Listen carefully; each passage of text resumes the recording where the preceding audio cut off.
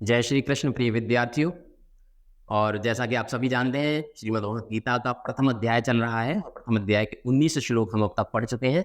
आज हम 20वें श्लोक से प्रारंभ करेंगे। और मेरे पास वीडियो में आप लोगों के कमेंट आए थे कि मैं आपको रेफरेंस बुक के विषय में बताऊं, तो मैं आपको यहाँ बता देना चाहता हूँ कि मेरा स्वयं का ये अनुभव रहा कि मैंने श्रीमद् भगवद गीता के विभिन्न प्रकाशकों के और विभिन्न टीकाकारों के द्वारा लिखी गई गीता की व्याख्या को पढ़ा, तो मैं इस नतीजे पर पहुंचा कि ज़्यादा जो बेहतर है वो श्रील प्रभुपाद जी की श्रीमद् भगवद गीता जो यथारूप है वे आप पढ़ सकते हैं। इसके अतिरिक्त गोरखपुर गीता प्रेस की गीता को आप पढ़ सकते हैं। हालांकि सभी टीकाकारों ने बहुत बेहतरीन टीकाएं लिखी हैं, परंतु अगर हम इस दृष्टि से देखें कि हम एकदम शुरुआती वक्त हैं, हमें नहीं पता है संस्कृत तो खैर क्या, हमें तो हिंदी भी नहीं ठीक से आती। यही सत्य है कि हमें हिंदी भी ठीक से नहीं आती है। हम हिंदी के अनेक शब्दों के अर्थ नहीं समझ पाते हैं। हम उसके अंदर छिपे, श्लोक के अंदर छिपे भाव को नहीं समझ पाते हैं। होता यही तो है। देखिए, किसी ने टीकाकार ने संस्कृत के श्लोक को हिंदी में अनुवाद करके दे दिया, लेकिन उस श्लोक के अंदर क्या भाव छिपा हुआ है। हालांकि मैं आपको बताऊं कि जितनी बार भी आप गीता पढ़ेंगे ना, उतनी बार प्रत्येक श्लोक के आपको अर्थ अलग ही प्रकार के अनुभव होंगे, क्योंकि गीता में हमारे सभी प्रश्नों के उत्तर होते हैं। किस तरीके से छिपे हुए थे, बस यही पहचानने की आवश्यकता होती है। तो सबसे बेहतर जो माध्यम है, अगर आप हिंदी अनुवाद के भाव को भी अगर आप समझना चाहते हैं, तो श्री प्रभुपाद जी के द्वारा लिखी गई श्रीमद् भगवद गीता यथारूप को आप पढ़ सकते हैं। ये अंग्रेजी और हिंदी दो भाषाओं में, अनेक भाषाओं में आपको मिल जाती है। उसी के माध्यम से मैं आपको गीता की व्याख्या करने का प्रयास करता हूं। तो प्रथम अध्याय का 20वां श्लोक कहा गया है इस श्लोक में, अथ व्यवस्थितान् दृष्ट्वा धार्तराष्ट्रं कपिध्वजः प्रवृत्ते शस्त्र संपते धनुकुरुद्यम्य पांडवः ऋषिकेशं तदा वाक्यमिदमाह महीपते। दरअसल जो भगवान श्री कृष्ण और अर्जुन जिस रथ पर सवार है, जिस रथ पर आरूढ़ है, उस रथ के ऊपर जो ध्वजा लहरा रही है, उस ध्वजा पर भगवान श्री हनुमान का चित्र अंकित है और भगवान श्री हनुमान जी का आशीर्वाद भी है। ऐसा कहा जाता है कि उनके रथ पर सवार थे भगवान श्री हनुमान। तो हनुमान जी की अंकित ध्वजा लगे रथ पर आसीन पांडुपुत्र अर्जुन अपना धनुष उठाकर तीर चलाने के लिए उद्यत होता है। एकदम जोश में आ गया अर्जुन, तीर चलाने के लिए एकदम उद्यत हुआ और उसने भगवान श्री कृष्ण से कहा। अब क्या कहा वो अगले श्लोक में है। ऐसा बिल्कुल शंखनाद हो चुका है, युद्ध की स्थितियां हो चुकी हैं, युद्ध प्रारंभ होने वाला है। तो अर्जुन भी अपना एकदम एक्शन मोड पे आया था और अर्जुन ने क्या किया, अपना धनुष उठाया और साधा, और धनुष को साध कर, धनुष अर्जुन के धनुष का नाम गांडीव था।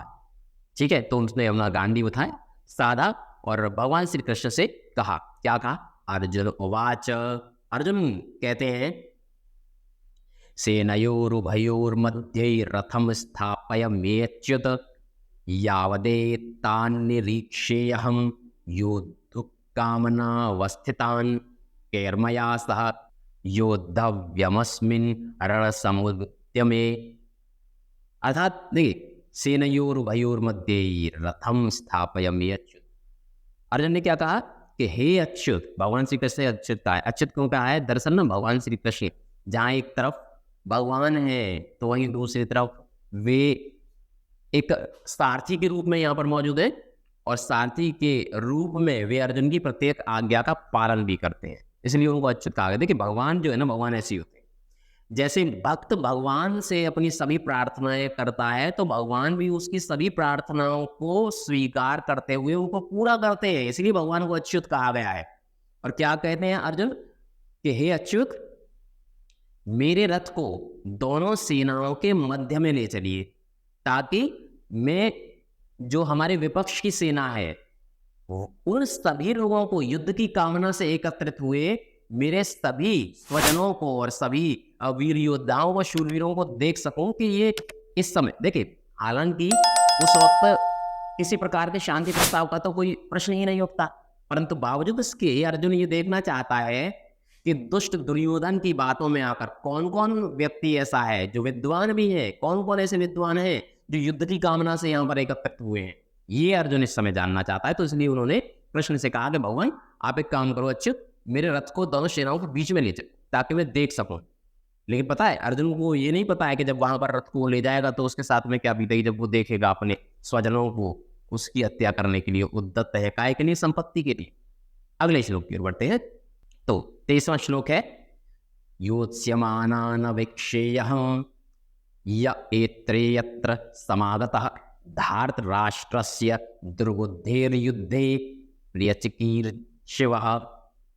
अर्थात उन लोगों को देखने दीजिए जो यहाँ पर धृतराष्ट्र के दुर्बुद्धि पुत्र दुर्योधन को प्रसन्न करने की इच्छा से लड़ने के लिए आए हुए हैं। अर्जुन कह रहे हैं भगवान से, भगवान मैं रथ इसलिए बीच में ले जा रहा हूँ ताकि मुझे ना ये पता तो चले इस दुर्बुद्धि की बातों में आकर इसको प्रसन्न करने के लिए कौन कौन से विद्वान हैं जो मुझसे युद्ध करने के लिए उद्यत हो गए हैं। संजय उवाच। श्लोक नंबर 24 में अब संजय धृतराष्ट्र को बताते हैं कि एवं उक्तो ऋषिकेशो गुडाकेशेन भारत सेनयोरुभयोर्मध्ये स्थापयित्वा रथोत्तमम्। यहाँ पर अर्जुन को गुडाकेश कहा गया है। गुडाकेश का मतलब वो होता है नींद पर विजय प्राप्त करने वाला, नींद पर विजय प्राप्त करने वाला। और नींद है ना एक प्रकार से अब बुराई का भी प्रतीक है या असत्य का भी प्रतीक है। तो है क्या कि अर्जुन ने अपने परम मित्र और अपने भगवान श्री कृष्ण के आशीर्वाद से निंद्रा और असत्य दोनों पर विजय प्राप्त की थी, अज्ञान पर विजय प्राप्त की थी। तो अज्ञान को समाप्त करने वाले और निंद्रा पर विजय प्राप्त करने वाले गुडाकेश अर्जुन इस प्रकार संबोधित किए जाने पर अर्जुन के रथ को भगवान श्री कृष्ण ने बीच में ले जाकर खड़ा कर दिया। ठीक है, अब अगले श्लोक की तरफ बढ़ेंगे, श्लोक नंबर 25।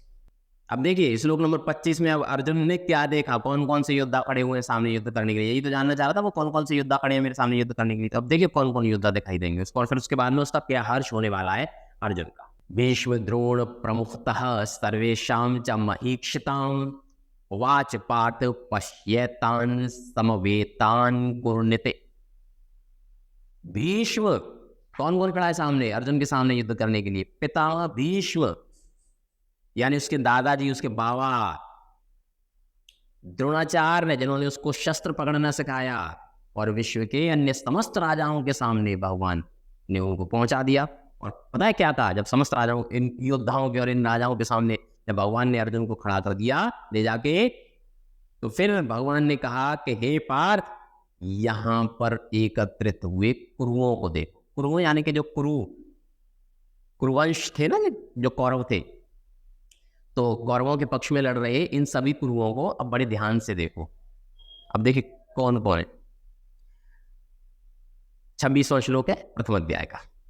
तत्रापश्य स्थितान् पार्थः पितॄनथ पितामह आचार्यान् मातुलान् भ्रातॄन् पुत्रान् पौत्रान् सखीं स्थिता श्वशुरान् सुहृदश्चैव सेनयोरुभयोरपि।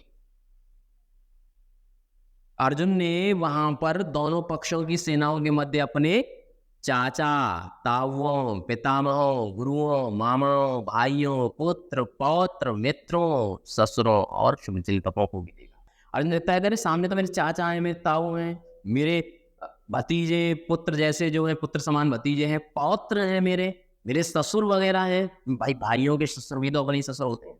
तो इस तरीके से ये सारे के सारे लोग, यहाँ तक के बहनों ही मौजूद है, यानी भाई चाचाओं के जो बच्चे हैं उनके बहनों ही भी अपनी तो बहनों ही होते हैं। मेरे शुभचिंतक के सारे लोग मेरे परिवार के सदस्य, ये मेरे शुभचिंतक मुझसे युद्ध लड़ने के लिए खड़े हुए। ये दृश्य देख के बस यहीं पर अर्जुन के मन में विषाद छा गया।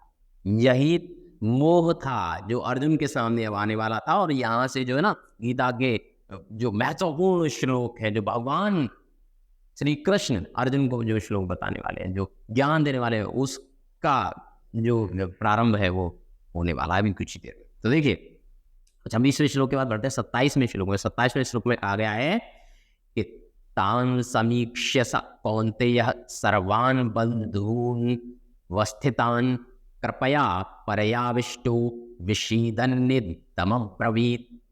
जब कुंती पुत्र अर्जुन ने मित्रों और संबंधियों की इन विभिन्न श्रेणियों को देखा तो वह करुणा से अभिभूत हो गया और इस प्रकार बोला। अर्जुन ने देखा कि अरे मेरे तो भाई हैं सारे के सारे, अरे मेरे मित्र, मेरा भतीजा, मेरे बेटे के समान भतीजा, अरे मेरे बहनों ही साहब मौजूद है, अरे मेरे बाबा।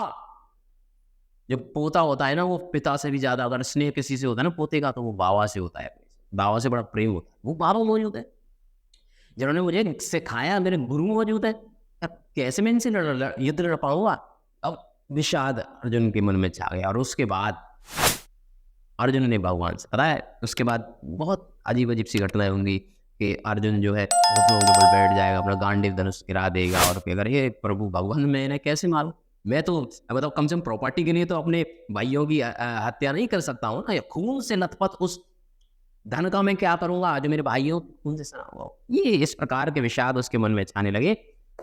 इस वीडियो में सिर्फ इतना ही, आगे मैं आपको बताऊं कि अर्जुन ने क्या क्या कहा, कौन कौन सी प्रॉब्लम्स भगवान के सामने रखे, भगवान ने कैसे उनका सोल्यूशन। ठीक, इस वीडियो में सिर्फ इतना ही। आपके लिए यही संदेश है कि आप श्रीमद् भगवद गीता को समझने के साथ साथ पढ़ें भी, ताकि थोड़ा ज्यादा आपको समझ में आए। फिलहाल मुझे इजाजत दीजिए, अगली वीडियो हम प्रारंभ करेंगे श्लोक नंबर 28 से। जय श्री कृष्ण।